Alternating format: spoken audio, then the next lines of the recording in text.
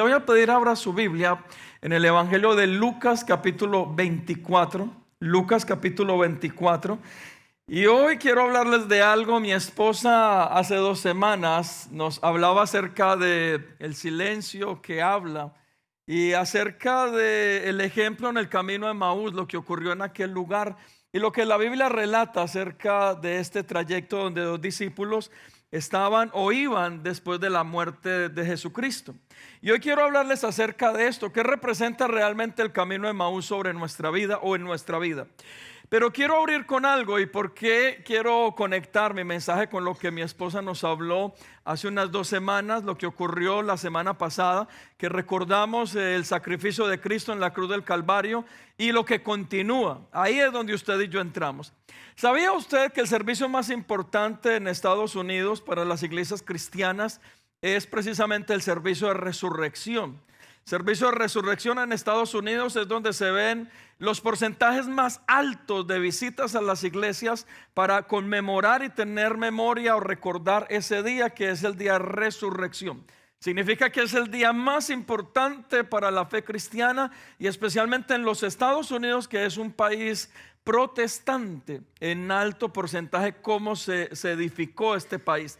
Pero nosotros como comunidad de gracia no nos quedamos atrás. La semana pasada, si usted pudiera entender esto, en los 2 servicios tuvimos casi 700 personas que visitaron comunidad de gracia la semana pasada. Y de eso hace parte usted, su familia. La verdad, esto es una gran bendición, pero esa no es la realidad de la iglesia. La realidad de la iglesia es lo que continúa ocurriendo. Y usted me pregunta, pastor, ¿y dónde está toda esa gente? Por eso quiero hablarle acerca de este tema. Lo que ocurre después con Jesús, cuando Jesús va a la cruz del Calvario y luego cuando Jesús resucita, es lo que nosotros llamamos doctrinalmente la revelación del día cuarto. Lo que ocurrió después de la muerte de Cristo y lo que estaban haciendo sus discípulos antes de. El camino a Emaús para muchos de nosotros representa, tal vez en medio de las decisiones que debemos tomar, lo que ocurre en nuestra vida y las decisiones que tomamos de cómo caminar en nuestra vida y qué rumbo tomar en nuestra vida. Los discípulos habían estado casi 3 años con Jesús, habían escuchado sus enseñanzas. Pedro le había prometido que nunca lo iba a traicionar, todos les habían prometido que iban a estar con él hasta el fin del mundo. Pero Jesús subió a la cruz. Todo este proceso para subir a la cruz, como en la cruz lo castigaron, como en el proceso, lo que llamamos la vía dolorosa, lo injuriaron, lo golpearon, todo lo que ocurrió. Y esto devastó totalmente a los discípulos. Esto los devastó a tal punto que muchos salieron huyendo. Vemos a Juan saliendo corriendo. Vemos a los discípulos, a un Pedro en medio de aquel lugar negando a Jesús. ¿Por qué? Porque emocionalmente estaban devastados. Su maestro ha muerto. Lo han crucificado, lo están viendo en aquel lugar. Y entonces viene la revelación del día cuarto. ¿Qué hacer? En medio de ese proceso de desesperanza, en medio de ese proceso de que nuestra fe no está tan fuerte, ¿qué hacer? Y entonces ahí es donde entra la historia de 2 de los discípulos que tomaron un camino tal vez diferente. El camino de Emaús representa una revelación de Cristo en medio de las decisiones que tomamos. Pero ¿sabía usted que el camino de Emaús representa también un camino erróneo o equivocado sobre el cual podemos estar caminando? Y lo que ocurre con los discípulos, y esto lo vemos aún en la revelación del apóstol Pedro, lo que ocurre con Pedro y los discípulos es que el Señor viene y se les manifiesta. ¿Para qué? Para volverlos a enderezar a su camino. El Señor literalmente les está diciendo a los del camino de Emaús: mire, por aquí no es. Este no es el camino que yo les enseñé, por este lugar no es. Y entonces los está redirigiendo hacia su perfecta voluntad. Y usted podría preguntar, pastor, pero eso pasó hace 2000 años. ¿Yo qué tengo que ver con el camino de Emaús? Ni sé dónde está Emaús. Aquí es donde viene lo que nosotros llamamos una aplicación de un principio teológico. Y el principio teológico se aplica para nosotros porque tal vez la emoción de celebrar resurrección la semana pasada, usted trajo a su familia dijo, sí, es un día ir a la iglesia. Y yo vi aquí personas que trajeron hasta 15, 20 personas de su familia. Y hoy quiero es animarlos, que no se desanime, porque usted puede venir y decir, y ya hoy no volvieron. Y ya no vinieron, solamente vinieron porque el niño danzó, porque el otro cantó, porque el otro estuvo en el coro. Pero ahí es donde usted y yo debemos entender de que en el camino a Emaús es donde el Señor se revela para redirigir nuestro camino. Que todos tenemos un momento especial donde Dios se revela en nuestra vida y donde tal vez, donde esto se aplica a nuestra vida, usted y yo revisamos nuestra vida y nuestro corazón y nos damos cuenta que como hemos estado caminando nuestra vida y por el lugar por donde lo estamos caminando, tal vez no sea lo mejor para nosotros. Que usted y yo debemos revisar cómo estamos caminando en nuestra vida, lo que estamos haciendo en nuestra vida, y nos damos cuenta que tal vez no es el camino correcto, ni la forma en que debo caminar. Y la pregunta, bueno, en mi tierra hay un dicho que dice: árbol que nace torcido jamás se endereza. Mis amados hermanos, con el Señor ese dicho no aplica. Con el Señor sí nos podemos enderezar. Él sí nos da la capacidad de poder corregir el camino. Pero hace como, no sé, tal vez unos años atrás, prediqué una vez y yo le veía la cara a la gente porque puse en mi mensaje tercos.com. Y yo cuando dije mi mensaje hoy se llama tercos.com, yo veía que algunos me miraron rayado y yo no soy terco, pastor. Bueno, usted mira, pero a veces nosotros vamos por un camino y todas las señales del camino nos dicen que no es correcto. Nuestros hijos los vemos llevando una carga que no deben cargar. Nosotros estamos afligidos y estamos como con un peso que no sabemos cuándo tirarlo para poder caminar en paz. Pero ahí continuamos. Y todo el mundo nos dice: hey, por ahí no es. Y Dios una y otra vez trata de enderezar nuestro camino y una y otra vez trata de sacarnos de ese camino. Pero somos tan tercos que seguimos caminando por ahí. ¿Y sabe por qué a veces? Por no darle la razón a la gente que nos está diciendo que estamos equivocados. A ver, los hombres, levanten su mano los hombres. Mire, el sábado va a haber una reunión para que nos arrepintamos. ¿Dónde están los hombres? Levanten. Y los que no la levantan, ¿qué son? Aquí no hay ese problema del género. Oiga, hombres, ¿cuántos de ustedes, especialmente los que somos casados, a veces vamos, bueno, a mí, y les voy a abrir mi corazón, que quede entre nosotros, eso se va a editar mejor para que después no. Pero mira, a veces iba con mi esposa, la bendición más grande de mi esposa y manejar con ella, ¿sabe cuál era? Que ella no sabía manejar. ¿Sabe cuál fue el problema? Cuando aprendió a manejar. Porque antes yo iba manejando y me perdía, me iba por allí, y a veces me perdía, yo estaba dando vueltas, pero calladito. Y yo iba y yo decía: no, es que nos demoramos 10 minutos más, pero es que era el tráfico, no iba perdido. Pero ahorita ya aprendió a manejar. Y bueno, hace muchos años acá por la obligación, y ella ya sabe las rutas. Y a veces yo tomo una vía que no es y ella me dice: por ahí yo no me voy. Pues yo por aquí sí. Porque somos tercos. El problema de nuestra terquedad, hombres, escúcheme, es cuando usted y yo vamos por un camino y sabemos que ese no es el camino, que estamos dañándole y amargándole la vida a nuestros hijos, que estamos amargándole la existencia a nuestra familia, y aunque nosotros mismos nos estamos haciendo daños, pero por terquedad seguimos caminando por ahí.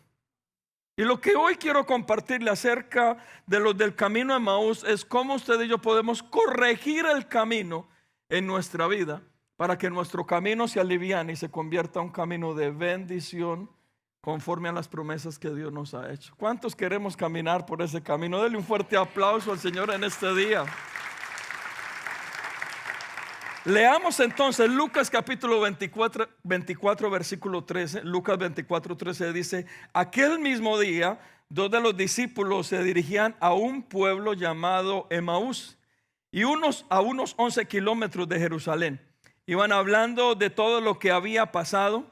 Mientras conversaban y discutían, Jesús La otra versión dice que alguien se les juntó a caminar con ellos, pero dice Jesús mismo se acercó y comenzó a caminar con ellos, pero aunque lo veían, algo les impedía darse cuenta de quién era. Y mi esposa nos enseñaba esto hace 2 semanas, no sé si lo recuerda, aún este mismo ejemplo. Y nos enseñaba de que a veces usted y yo estamos caminando, nos sentimos solos, pero es porque no tenemos la revelación de que el Señor va con nosotros. Él es el que nos sostiene, Él es el que nos guarda, Él es el que nos guía. Pero a veces usted y yo no podemos ver lo que el Señor está haciendo en nuestra vida.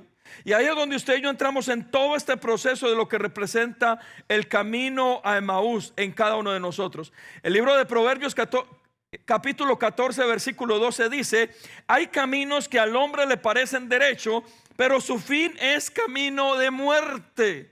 Ese es el problema hoy en día, de no tener un comparativo correcto respecto a lo que hacemos.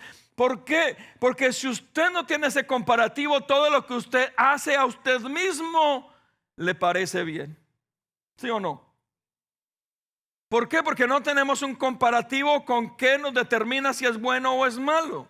Y entonces, en su humanidad y en mi humanidad, y esto lo llamamos la carga de nuestra carne, a veces hacemos cosas que en lo más profundo de nuestro corazón sabemos que no están bien, pero nosotros mismos, para quitar ese cargo de conciencia, nos autojustificamos y nos convencemos a nosotros mismos que eso está bien. ¿Para qué? Para seguirlo haciendo.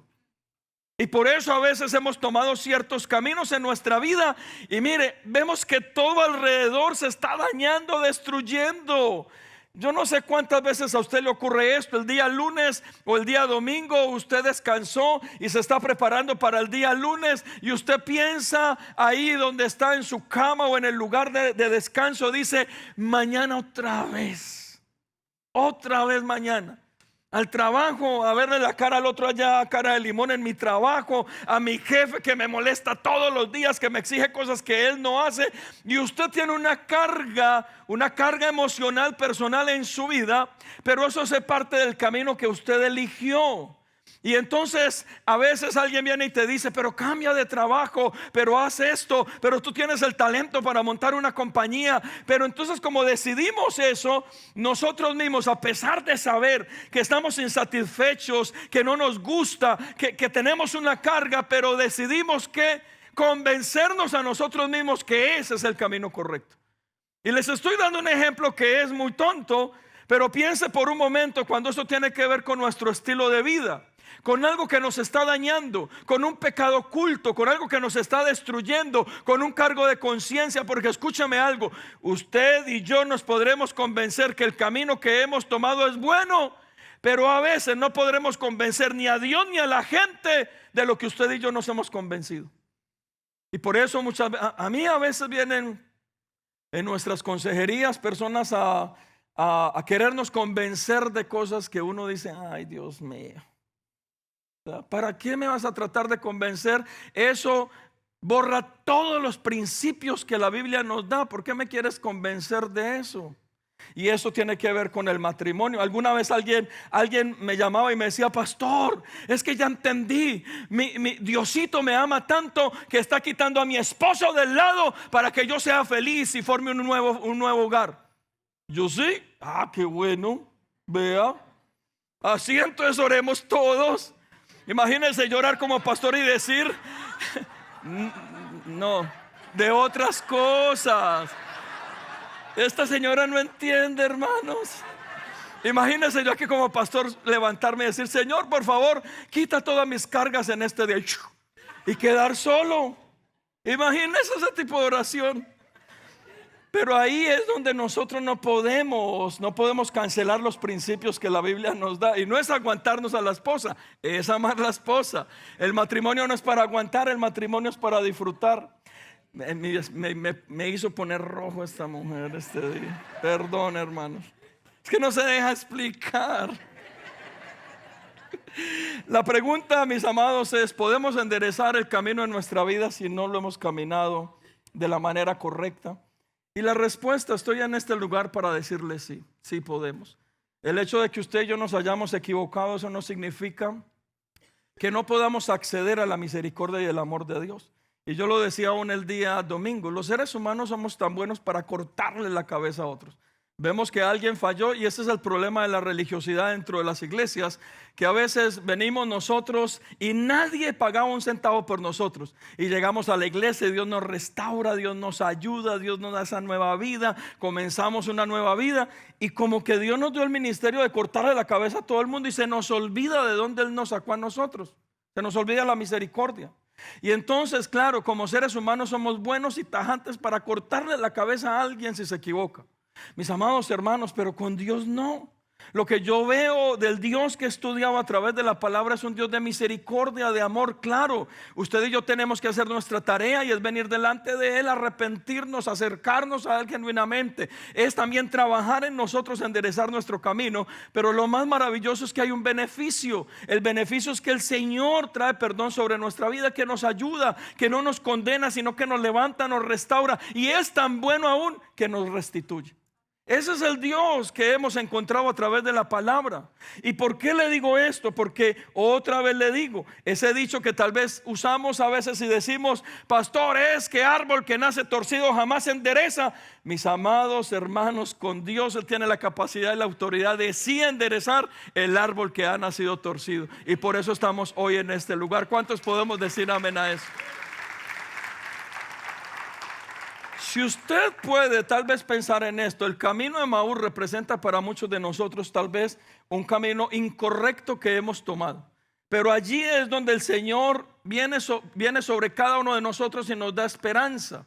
Y aquí es donde yo los quiero llevar por los próximos minutos. ¿Qué debemos hacer usted y yo para permitir que Dios pueda enderezar nuevamente nuestro camino? Y son cosas muy básicas. Lo primero es reconocer que realmente vamos por un camino incorrecto. Mis amados, no hay nada peor en nuestra vida que querer ayudar a alguien, primero, que no se quiere dejar ayudar, y segundo, que piensa que no está haciendo nada malo. Es imposible ayudar a alguien así.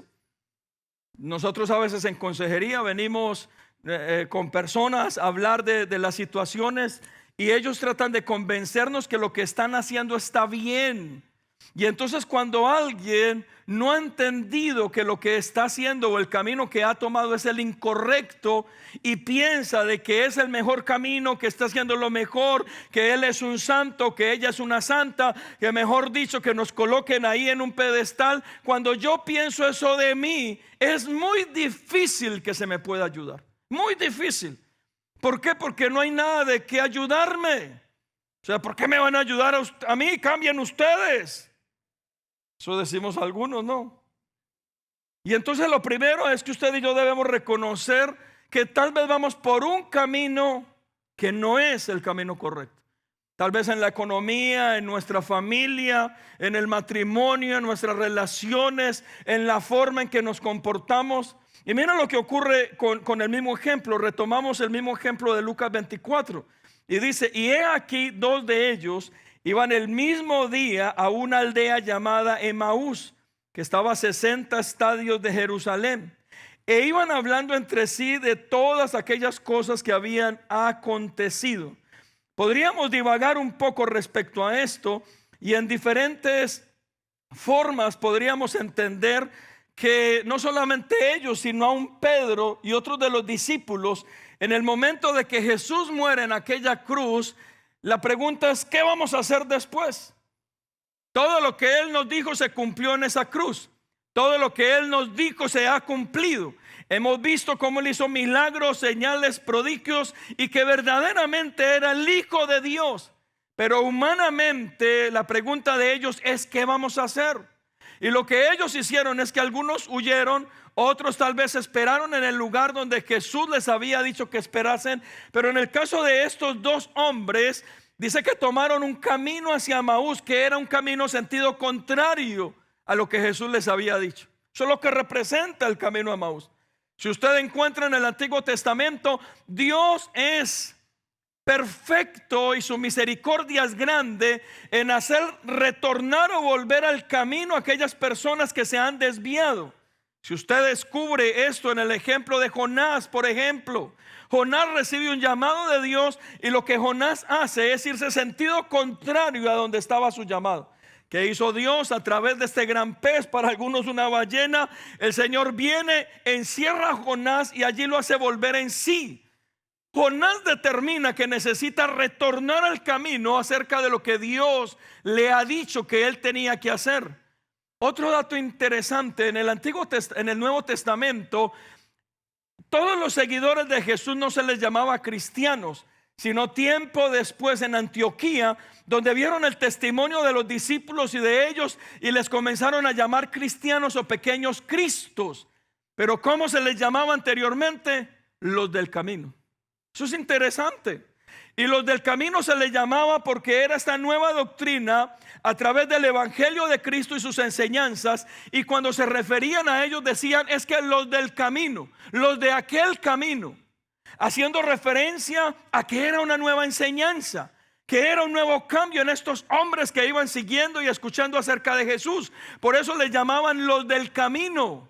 Y entonces, cuando encontramos esto, y es bien representativo lo que ocurre con estos dos hombres, es que ellos, si usted lo puede ver como una aplicación, es como que hubiesen dejado el camino que representaba a Cristo y se fueron por otro lugar. Por eso algunos teólogos dicen que cuando Cristo se le manifiesta a Pedro allá en la playa, dice que 3 veces le dice: Pedro, ¿me amas? Y Pedro tiene que reconvenirse con Cristo diciendo: sí, Señor, tú sabes que te amo. Pedro, ¿me amas? Sí, Señor, tú sabes que te amo. Y le vuelve a decir: Pedro, ¿me amas? Y Pedro le dice: pero ¿y a qué estamos jugando? Pues a lo mismo que estabas jugando allá cuando me negaste 3 veces. ¿Y qué estaba haciendo el Señor? Lo estaba restituyendo. ¿A dónde? Al camino. No era un camino literal como el camino de Emaús, pero es como que Pedro, y esto dicen algunos teólogos, después del 4.º día que hicieron en su humanidad, había tanta decepción en sus corazones que muchos regresaron o retornaron a sus actividades. Y Pedro fue uno de ellos, porque ¿qué estaba haciendo Pedro cuando el Señor se le revela? Pescando. Y aquí entonces ocurre la segunda pesca milagrosa. Pero ¿qué hace el Señor con Pedro? Lo vuelve al camino, y no literalmente como los de camino de Emaús. Los vuelve al camino. Es: Pedro, te fuiste por donde no era y estás totalmente cancelando las promesas que te di cuando estuve contigo. Y cuando el Señor se le revela, ¿qué hace el Señor? Lo vuelve al camino. Y mis amados, ahí es donde usted y yo debemos entender lo que tal vez Pedro y estos hombres entendieron, que ellos iban, los de Emaús, llegan a aquel lugar, el Señor se les revela, ahorita le hablo de esto, ¿y qué hicieron? Se devolvieron. Pero a veces usted viene a la iglesia, lo que ocurrió que le decía yo la semana pasada, muchos vienen, muchos saben en su corazón que necesitan de Dios. Saben que por el camino por donde van no es bueno, que están haciendo mal, que se están dañando. Pero mis amados hermanos, ¿qué hacen? En vez de cambiar el camino, continúan por el camino. Y aquí hay otro dicho muy colombiano que dice: mire, por donde cabe la cabeza, cabe el cuerpo. Y puede que usted no lo diga, pero lo hace. ¿Por qué? Porque a veces no reconocemos o no queremos reconocer que este no es el camino. Devuélvete. Da una vuelta a tu izquierda, a tu derecha, hacia atrás, pero haz algo. Y lo que el Señor nos dice, cómo enderezar nuestro camino, es entender si el camino por el cual vamos o en la forma en que estamos viviendo no es la correcta. Cambiemos entonces nuestro estilo de vida. Tomemos una decisión. Devolvámonos, acerquémonos a Él, hagamos algo. Porque a veces también terminamos y asumimos las consecuencias simplemente por no querer cambiar. Pero lo primero para enderezar el camino es reconocer por qué camino nosotros vamos. Eso no significa que todos los caminos son malos. Yo conozco personas que tienen matrimonios fabulosos, familias maravillosas. Significa que tomaron el buen camino de la familia, lo están haciendo correcto, van por el buen camino, están levantando una familia y una generación adecuada. ¿Y qué es entonces cuando el Señor se les revela? Este es el camino correcto, sigue el mismo camino. Y entonces, ¿qué hacemos? Sigamos esforzándonos, sigamos haciendo las cosas correctas, no nos cansemos de bendecir nuestras familias. Y es que adquirir la capacidad entonces de seguir haciendo lo correcto. Pero lo primero, mis amados hermanos, de enderezar el camino es reconocer por qué camino nosotros vamos. cómo estamos viviendo. Número 2, lo segundo es reconocer qué es lo que nos ha desviado del camino.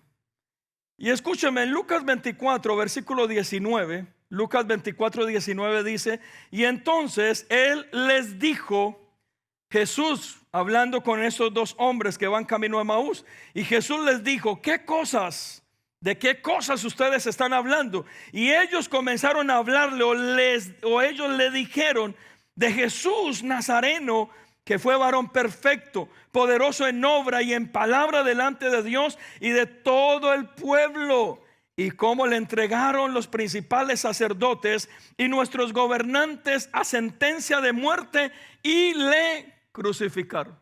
¿Y qué es lo que ellos están reconociendo que los desvió del camino? En el caso de ellos dos, podríamos decir su falta de fe. ¿Por qué su falta de fe? Porque humanamente estaban sin esperanza. Vieron a su maestro crucificado y claro, Jesús ya les había enseñado y hablado acerca de eso, lo que tenía que ocurrir, cómo él tenía que entregar su vida en aquel lugar. Pero eso no significa que humanamente a ellos no les fuera a dar duro. Y escúchame, aquí hay otro principio. Si ellos dudaron, que estuvieron 3 años con Jesús viendo milagros, señales y prodigios, ¿cuánto no vamos a dudar usted y yo?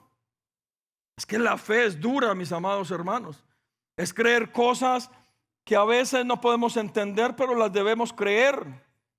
Pero sabe una cosa, en el caso de ellos, lo que los desvió del camino fue tal vez no tener fe en todo lo que el Señor les dijo, les enseñó que era necesario, que iba a ocurrir. Entre eso, que Él tenía que estar en la cruz del Calvario para resucitar al tercer día. ¿Y por qué les digo que tal vez el camino de Emaús representa esa falta de fe? Porque ellos, en vez de quedarse ahí a que Jesús resucitara al tercer día, ¿dónde están? Tomaron un camino lejos de aquel lugar. Y ahí es donde esto tal vez nos representa a usted y a mí. Mire, creer cuando nuestros ojos naturales están viendo todo lo contrario es difícil. Por eso no podemos condenar a nadie que le esté costando creer en las promesas de Dios. A veces usted ha llegado a este país, a veces usted quiere hacer las cosas correctas, pero cuando levanta su mirada ve que sus hijos van por el camino que no es, van que su matrimonio tal vez no es lo que usted esperaba, ve que su economía tal vez no es el sueño que usted anheló en este lugar. No sé, hablando en este lugar, cuántas veces usted ha leído ahí en los memes de las redes, del sueño de muchos al llegar a este lugar. Me voy para Estados Unidos 3 años, ahorro $100,000 y me revuelvo a mi país. Ay, chiquito. Imagínense. Pero ese es un sueño económico. Y cuando uno llega a este país y se da cuenta lo difícil que es ahorrar $100,000 para devolverse a su país, uno se choca con una realidad. ¿Y eso qué podría afectar nuestra fe? Puede traer desesperanza. Imagínense ahora los discípulos viendo a Jesús crucificado. Claro, tenían todo el conocimiento, pero ¿qué ocurre en ese momento? Necesitan tomar una decisión. O nos quedamos en este lugar esperando la promesa que Él nos dio que iba a resucitar, o mejor nos vamos a buscar algo diferente porque no sabemos si Él va a volver. Y ahí salieron a Emaús. Y esto representa a muchos de nosotros, mis amados, que a veces usted y yo necesitamos quedarnos esperando lo que Dios nos ha prometido, y en el desespero, la desesperanza humana, comenzamos a tomar decisiones que en vez de ayudarnos nos van a afectar, que en vez de acercarnos a Dios nos van a alejar más de Él, y que en vez de solucionar el problema lo va a empeorar. Ahí es donde es tan importante estar un poco más cerca del Señor para tomar buenas decisiones. Porque mira, a veces usted y yo no es que queramos tomar una mala decisión, tal vez las tomamos en momentos incorrectos de nuestra vida. Por eso, consejo número 1, no tome decisiones cuando usted está mal. Decimos nosotros cuando se siente azarado. Usted no sabe que es una persona azarada. Están así como gatos colgados del techo y quieren tomar decisiones así. ¿Quién va a tomar decisiones sabias de esa manera? Nadie. Nadie.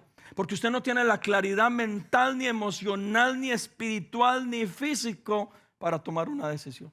Pero el problema es cuando queremos tomar decisiones. Es que ya lo tenemos que hacer, ya lo tenemos que hacer. Mire, yo he dicho que es mejor atajar que empujar. Y a veces la gente viene con nosotros y yo me he vuelto experto en atajar, en decirle a la gente: no lo hagas, espera un momento, cuídate, piénsalo mejor, métete con Dios, espera un ratico. Pero mire, de 10 personas que yo les doy este consejo, tal vez 1 o 2 me aceptan el consejo. Y los otros vienen y al final, pastor, sí. Entonces al final nos damos cuenta que era mejor retenernos y poder tomar las mejores decisiones de cómo hacerlo. Y mis amados hermanos, si usted y yo reconocemos qué es lo que a nosotros realmente nos ha desviado del camino, y recuerde otra vez, el camino no es un camino literal, más bien de qué es lo que nos ha desviado de hacer lo correcto, lo bueno en nuestra vida, de tener una vida correcta en el matrimonio, en la familia, en la economía, qué es lo que no ha permitido que nosotros lo logremos. En el caso de ellos era su falta de fe, se fueron a Emaús, pero en el caso de nosotros tal vez puede ser una debilidad, una tentación, algo con lo que hemos luchado y no lo hemos podido sujetar, manejar, doblegar, y antes nos doblega a nosotros.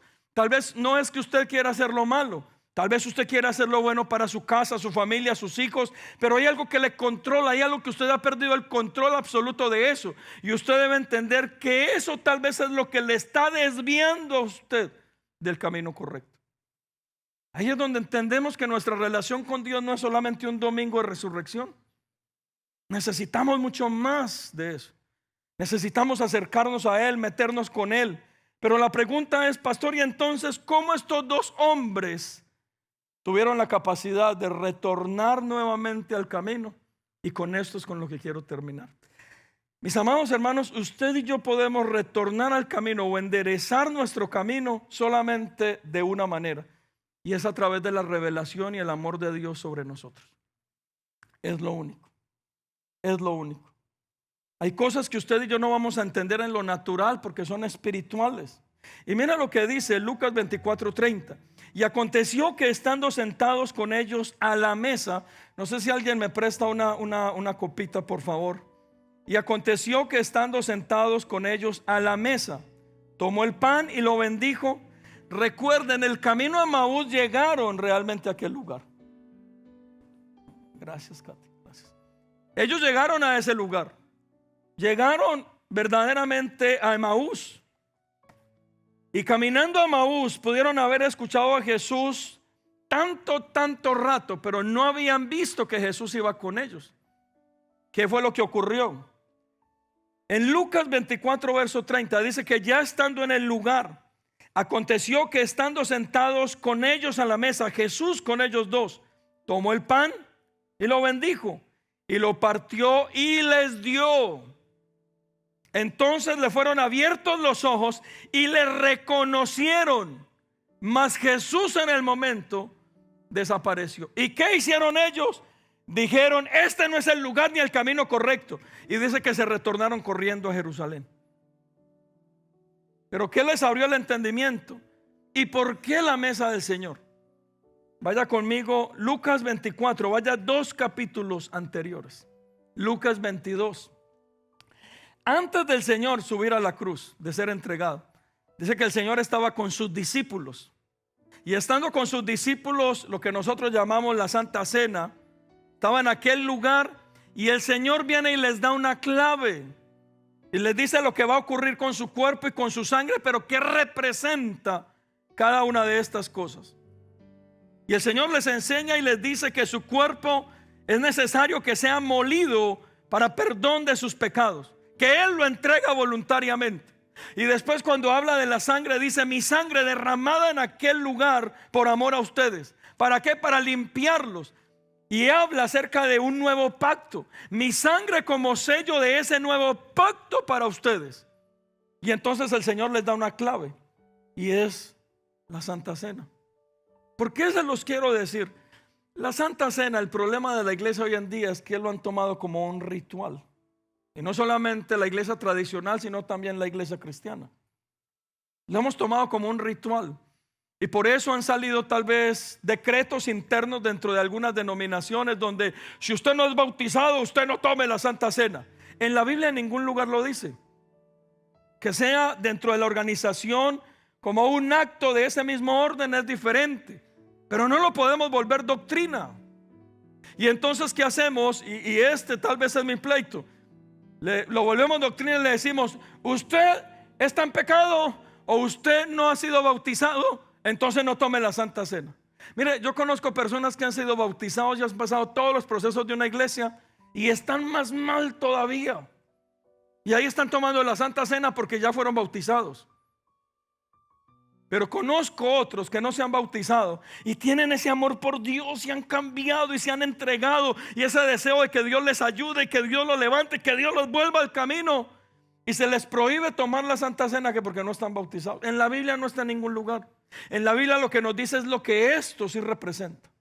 Y lo que representa conforme a la historia de los de Camino a Emaús es la forma que el Señor usó para poderlos retornar al camino a ellos, para enderezar su camino.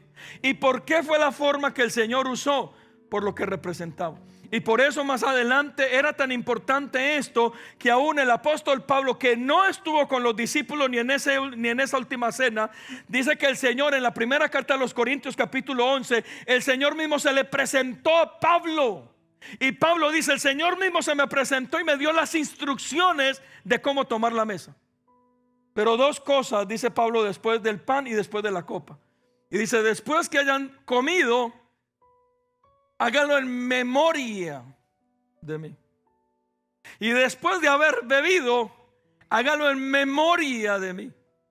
¿Y sabe por qué se le abrió el entendimiento a estos dos hombres que estaban en Emaús y retornaron, los enderezó su camino?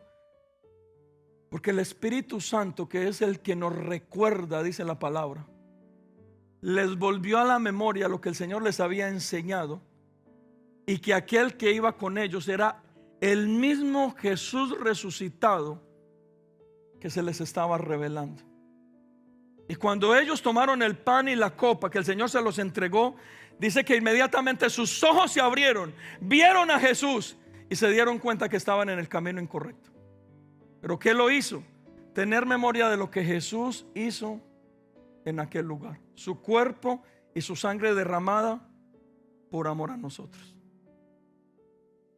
Mis amados, puede que usted esté en esta noche, en esta tarde, en este lugar, pero ¿sabía usted que hay cosas que son bien espirituales y que no las podemos entender? Por eso, mire, hay una historia en el segundo libro de Reyes capítulo 6. Segundo libro de Reyes capítulo 6 versículo 15. Y es del criado o del ayudante de un gran profeta. Y dice que cuando el profeta salió en la mañana de la casa, vio en todo aquel lugar hombres a caballos que los habían situado y a pie. Y el profeta y el ayudante del profeta se asustó en gran manera. ¿Por qué? Porque el rey de aquel momento había enviado a todo un escuadrón a que tomaran preso al profeta. ¿Y sabe qué hizo el profeta? Eso está aquí en el verso 15, 17 del primer libro de Reyes, del segundo libro de Reyes capítulo 6. Dice que el profeta oró por su ayudante. ¿Pero por qué oró por su ayudante? Le dijo: Señor, oh Dios, abre sus ojos para que él pueda ver lo que yo estoy viendo. Y dice que los ojos del ayudante del profeta se abrieron y él pudo ver que eran más los que estaban a favor de ellos que los que habían venido en contra de ellos. Se abrió su panorama espiritual, sus ojos espirituales, y pudo ver claramente. Mis amados, tal vez usted y yo nos hemos equivocado respecto a situaciones en nuestra vida, decisiones, porque no hemos podido ver bien lo que hemos hecho o las decisiones que hemos tomado. Pero yo oro en este día, porque esta revelación, después de lo que celebramos una semana atrás, que fue resurrección, la resurrección de nuestro Señor y Salvador, pueda venir sobre usted, sobre mí, sobre nuestra familia, y que a través de este momento pueda abrir nuestro entendimiento espiritual. Por eso el apóstol Pablo en la carta a los Efesios le dice a ellos que la guerra que tenemos no es natural, es una guerra espiritual. A veces usted y yo creemos que es que nuestra guerra es contra el matrimonio, contra los hijos, contra aquella persona que nos hace la vida imposible, contra aquella enfermedad. No, es una guerra espiritual. Pero como usted y yo no la podemos ver, tampoco sabemos cómo pelearla. ¿Y qué necesitamos? Que se nos abran los ojos y el entendimiento espiritual para saber en contra de qué realmente estamos batallando, peleando. Y una vez nos demos cuenta, hacer lo que hicieron estos hombres camino a Emaús. Se dieron cuenta que el camino que habían escogido no era el correcto e inmediatamente se regresaron donde tenían que estar. Amado, tal vez el lugar donde usted se encuentra en este momento no sea el lugar que Dios quiere para usted. Tal vez el camino que usted ha escogido de su vida, de su familia, de su matrimonio no sea el mejor camino que Dios tiene para usted. Pero ¿cómo lo podemos entender? A través de la revelación de Cristo sobre nuestra vida, acercándonos a Él verdaderamente, no una vez al año, acercándonos a Él realmente. Que Él transforme nuestra vida, que Él nos ayude, que Él nos sustente, que Él nos sostenga, que Él tenga misericordia, que su mano de amor venga sobre nosotros. Y cuando nos acercamos a Él, ocurre algo maravilloso. Podemos ver claramente, determinar por qué camino vamos. Y una vez lo determinemos, con todo mi corazón se lo pido, no sea terco, no siga por ahí, devuélvase, deje de hacer lo que está haciendo, coloque orden, porque una vez usted y yo lo hacemos, mire, bendita la misericordia del Señor. Comenzamos a tener vidas verdaderamente en paz, matrimonios no perfectos, pero sí felices, yo se lo digo. Familias no perfectas, pero sí familias en paz y bendecidas. Y esto es a través de la bendita misericordia que Él tiene sobre cada uno de nosotros. ¿Cuántos pueden decir amén en este día? Por eso, en esta tarde quiero que terminemos este tiempo compartiendo la mesa del Señor. Y usted me puede preguntar, pero pastor, ¿quién puede tomar la mesa del Señor? Yo la primera vez que vengo aquí me invitaron y yo no sé ni qué es eso. Y ni sabía que venían tan bonitas. Vea eso. Es que no es esto, es lo que representa. Es lo que representa nuestra vida, es tu fe. Lo que tú recuerdas a través de esto, de lo que tenemos memoria. Y si quieres ir un poquito más allá, ten en cuenta lo que tuvimos memoria la semana pasada. Jesucristo en su vida dolorosa, pagando un precio por nosotros, subiendo a esa cruz sin ningún tipo de pecado para poder pagar en aquel lugar por nuestros pecados. Cuando tú y yo tenemos memoria de eso, entendemos que solamente Él tiene la capacidad, la autoridad, el poder para perdonarnos, para enderezarnos, para ayudarnos, para limpiarnos, para sanarnos, para restaurarnos y aún para restituirnos. Pero tú y yo necesitamos acercarnos a Él. Si es la primera vez que tú vienes acá, yo te pido participa, pero no lo hagas como un ritual. Si tú ya lo has hecho, que en este día, hoy tu corazón salte como la de estos dos hombres camino a Emaús, que cuando se hablaban se preguntaban el uno a otro. Yo me acuerdo que cuando Él nos hablaba, algo diferente había en Él. Nuestro corazón saltaba y no sabíamos por qué. Pero ¿sabe por qué?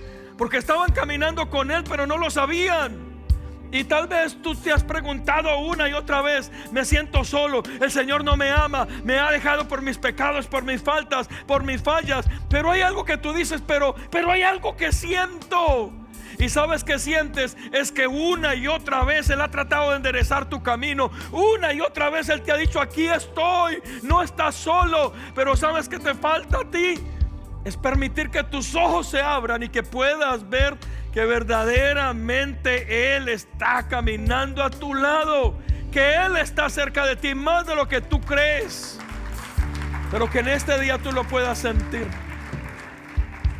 Y mis amados hermanos, no solamente la celebración de una semana o de un día para recordar lo que Él hizo, es acercarnos a Él genuinamente para recordarlo continuamente, y que eso nos ayude a enderezar nuestro camino, que nos ayude tal vez a tomar las decisiones correctas, que nos ayude a volver a lo que Él nos ha prometido.